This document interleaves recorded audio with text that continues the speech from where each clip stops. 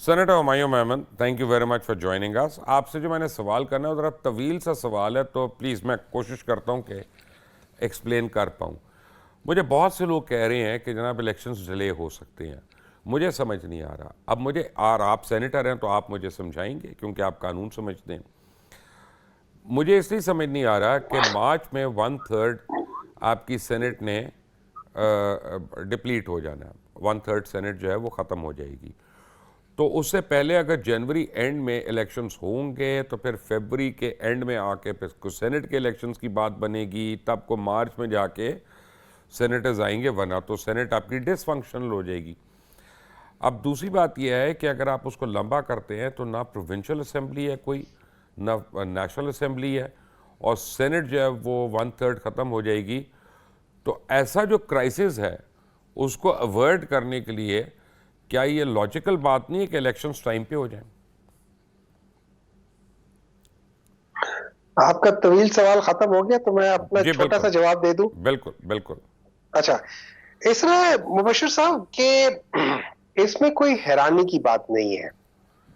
आप बात कर रहे हैं कॉन्स्टिट्यूशन को सामने रख के, एग्रीड? एग्रीड।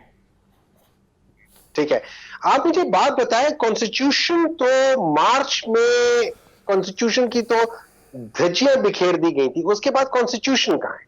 आप ये बात बताएं कि इस वक्त दो आपकी जो सूबाई हुकूमतें हैं वो अनकॉन्स्टिट्यूशनल है। आप बताएं कि आपकी सीसीआई अनकॉन्स्टिट्यूशनल थी। आप बताएं उस सीसीआई के अंदर जो डिसीजन लिए गए थे वो अनकॉन्स्टिट्यूशनल है।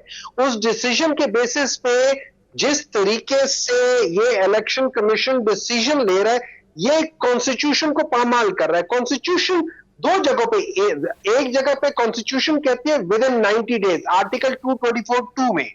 दूसरी जगह पे कॉन्स्टिट्यूशन जरा डिफरेंट तरीके से कहती है, आर्टिकल 48(5) में। वो कहती है नॉट लेटर देन 90 डेज। अब यहां पे उसका मैक्सिमम टाइम को भी वो कर देते। अच्छा, तीसरी चीज जिसकी बेसिस पे ये कह रहे हैं कि भाई हम लोगों ने डिलिमिटेशन करनी है, मैं आपको एक चीज समझाता हूं। हर इलेक्शन से पहले कहा जाता है कि 8300 या जिस पे भी आप अपना करें शनाख्ती कार्ड भेजें, आपको बता देंगे कि आपका वोट किस हल्के में, किस जगह पे है, किस वो है।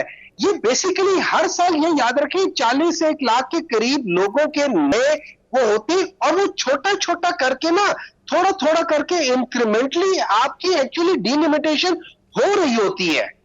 कोई डिलिमिटेशन कोई बड़ा मसला नहीं। और ये भी कोई 3-4 साल के बाद, 2017 के बाद, अभी 2023 में ये 5 साल की डिलिमिटेशन है। नॉर्मली डिलिमिटेशन ये सारी चीजें 10 साल बाद इसलिए करते हैं कि 10 साल बाद आपका एक सिग्निफिकेंट चेंज आता है।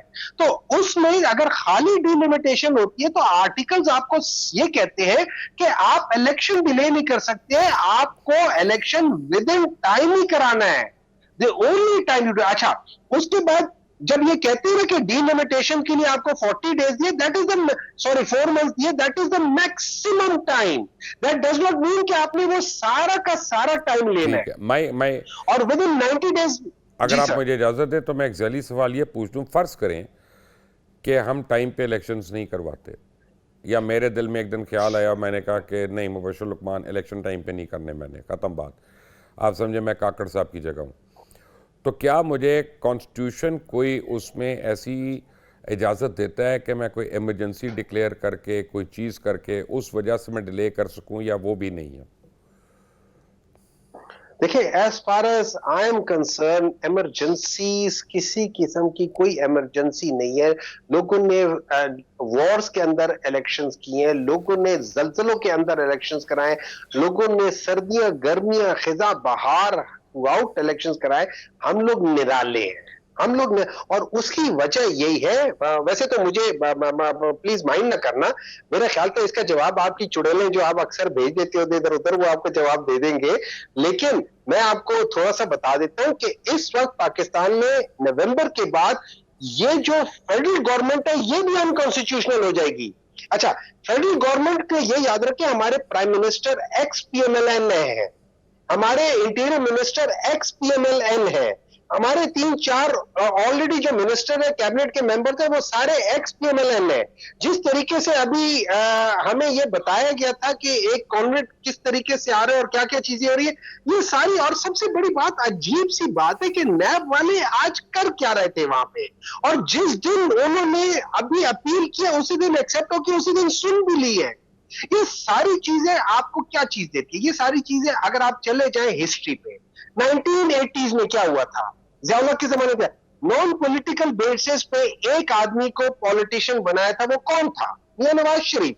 1990 में आईजीआई बनाई गई थी थ्रू असलम बेग, आईएसआई वगैरह ने उनको हेल्प किया था। लोगों के अकाउंट में 5-5, 4-4 करोड़ रुपए चले गए तो उनको समझ नहीं आया। वो किसने किया था? एस्टैब्लिशमेंट ने किया था। 1996-7 में क्या हुआ था? एस्टैब्लिशमेंट ने किया था। आरओ के इलेक्शंस 2013 में क्या हुए थे? आरओ ने किए थे। इनके साथ डील किसने की थी? हमेशा एस्टैब्लिशमेंट ने डील की थी। जिस डील को इन्होंने कहा था कि ये नहीं है, वही डील वहां से सऊदी अरब वालों ने कह दिया कि भाईजान आप तो साइन करके आए हो। देखिए, इस तरह है पाकिस्तान में, अगर आगे बढ़ना है, पाकिस्तान को छोड़ दे, पाकिस्तान क्यों नहीं आगे बढ़ रहा? पाकिस्तान में कॉन्स्टिट्यूशन न था न है, और आगे का मुझे नहीं पता कि होगा कि नहीं होगा। एंड यही वजह है, जब आप एक जिस्म से रूह निकाल दे तो वो जिस्म एक लाश की तरह होती है। हमारी जो जो मुल्क का निजाम चलता है वो कॉन्स्टिट्यूशन की वजह से चलता है। कॉन्स्टिट्यूशन रूह है इस मुल्क की। आपके वो जो जो फ्रूट वाला है उसको ये सारी बातें पता है, और हमारे लोगों को, जो जो बड़े बड़े लोग हैं, उनको ये नहीं पता। मैं तो देखिए, ये याद रखिए, इसका नुकसान किसको होगा? इसका नुकसान डायरेक्ट पहले पाकिस्तान को, और सबसे ज्यादा पॉलिटिकल है पीएमएल को होगा। क्यों? अब इनके ऊपर वो जो होते ना, वो घोड़े के ऊपर आप ठप्पा लगा देते, वो लोहा गर्म करके, इनके ऊपर पक्का ठप्पा लग जाएगा कि ये है एक्चुअली एस्टैब्लिशमेंट की ही बच्चे थे, हैं और रहेंगे। ओके।